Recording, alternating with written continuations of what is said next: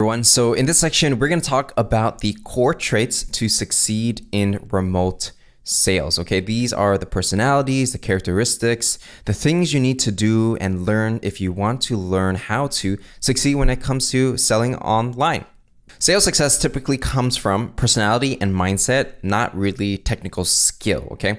Because for skills, anybody can really learn skills. You can take a course, watch a YouTube video, and learn something new. But the difference between sales success and people who don't succeed in sales is not necessarily the technical skills. It really comes from the drive and personality of that person. So strategy and tactics are very easy to learn, but who you are, how you learn, and how you handle challenges, very important, takes more effort to improve, okay? So again, it's not the skills you know, but your tenacity and your relentlessness in wanting to succeed when it comes to sales, because you're gonna run into a lot of challenges, whether you're selling remotely or doing traditional sales. And to succeed in remote sales, there are going to be 3 important traits that you absolutely need to learn if you want to succeed. Now, the first one we're going to talk about is autonomy, all right? So essentially, autonomy is going to mean to be working from home with the freedom to decide how you want to work and how you spend your time. Right? So your manager or, anyone else on your team, your peers, they're not going to be watching over your shoulder, telling you what you should and shouldn't do, because when you are working from home, well, a lot of times it's really just you in your bedroom or your living room or kitchen, and it's just you by yourself doing what you do on a day-to-day basis. To be autonomous and work productively, you really have to build trust with your team, right? Like I said before, no one's going to look over your shoulder. There's no culture or environment to kind of share with you and show you what you should be doing. You have to decide that for yourself.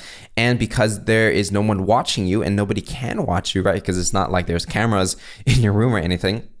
Well, you have to build trust with your team. You have to build trust with your manager or whoever else you work with. And you have to make sure you're doing the right things every day and that they can count on you to get the job done. When they cannot count on you and you do not build trust, then that's when everything kind of falls apart. But if you are autonomous and you're self-motivated and you build trust with your team and they can trust on you, well, that is going to be a key trait that you absolutely must need if you want to succeed working remotely.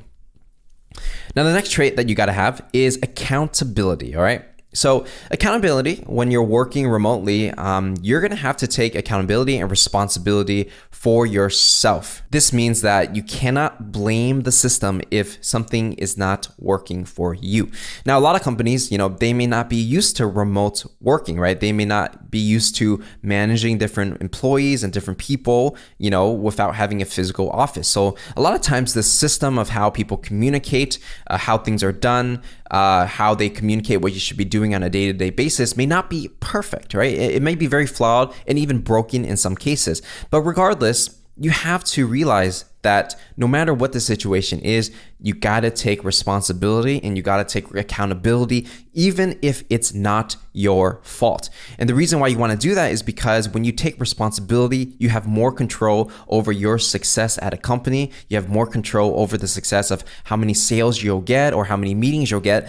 And, despite having a broken system, you will always find a way. And that's the characteristic that is required if you want to succeed in sales, especially in remote selling. So if you make mistakes when you're selling, miss quota, you got to take accountability for that. Don't blame the fact that you're working remotely. Don't blame the fact that there isn't a culture or a proper system.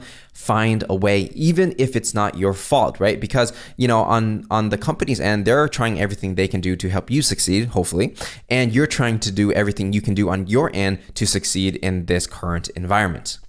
And you also have to be accountable for carving time to learn and develop new skills, okay? So, you can't just, work every day on your laptop alone and expect to, just become a superstar and learn new things. You have to also carve time to do that because, in the absence of culture, in the absence of people can, just coming by your desk and telling you things and that and helping you out, you got to figure out how you can do that for yourselves. And, you have to take accountability for your learning and development as well. And again, even if you are working within a broken system, you can always find a way to, develop yourself and learn new skills, okay?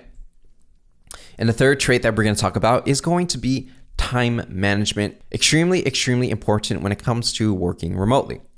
So if you are working from home, does it really matter how many hours you work, right? It's a question for you. If you're working from home, does it matter how many hours you work? Because if people cannot physically see you working, how can they measure if you're effective or successful or not? Because they don't see you in the office every day. They don't see you at your desk. And the truth is, in my opinion, how many hours you work doesn't necessarily matter. To be actually productive, it's more important to focus on outputs and KPIs and results. So let me go ahead and explain to you a little bit more what I mean. So instead of focusing on how many hours you work, you want to pay attention to how much energy you put into your work and what you actually accomplish during a set period of time, whether it's in a day, weeks, months, years, etc. Okay, so it doesn't matter if you work, 20 hours a day if you're not getting anything done, especially if nobody even sees those 20 hours since you're working remotely.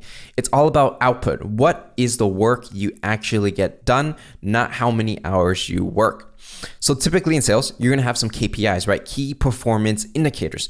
Now, these are going to be ways companies can measure how successful you are in a role and if you're doing a good job.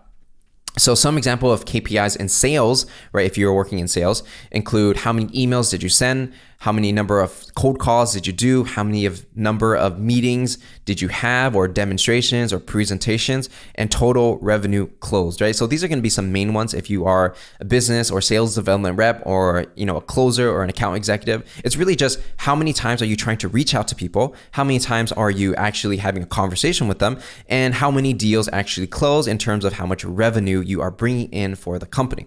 So, if you work 10 hours a day and you don't close any deals, well, you're not very effective even if you're working the hours. However, if you're working, let's say 3 hours a day, but you are the top performer at a company, well, I would rather have the person who's closing a lot more deals than the person who's working more hours and not closing anything, because it's all about the result that you bring for the company, especially if you are working remotely, because people cannot see your activity of what you're doing on a day-to-day basis. But when they look into, let's say, their CRM, or they look into how many deals you close, they can see how much money you bring into a company. And so that's what you want to focus on.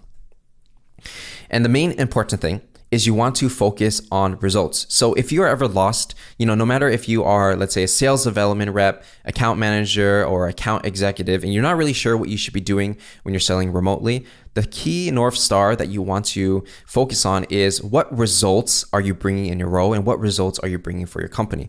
So if it's to generate meetings, how many meetings are you generating every month? If it's closing deals, how many deals are you closing every single month, right? Or if it's account management, how many deals are you renewing? How many clients are happy with your product and service, and report that on a monthly or yearly basis. So no matter what it is that you do within sales, focus on your results and try to get that number as high as possible, and you'll be able to be successful when it comes to working remotely.